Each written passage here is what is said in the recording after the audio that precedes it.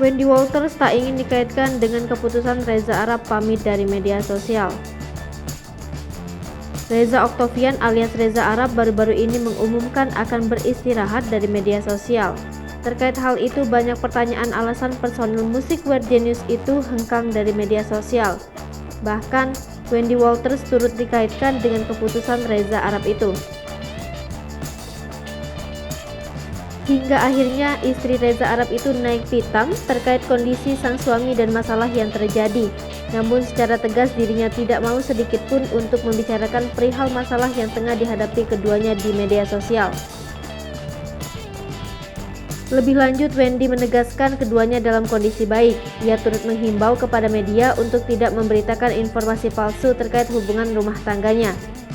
Bahkan ia tak mau warganet menyimpulkan keadaan rumah tangganya yang sampai saat ini masih dalam kondisi baik-baik saja. Lebih lanjut, ia mengklaim banyak media yang memberitakan buruk sehingga membuat mentalnya menurun.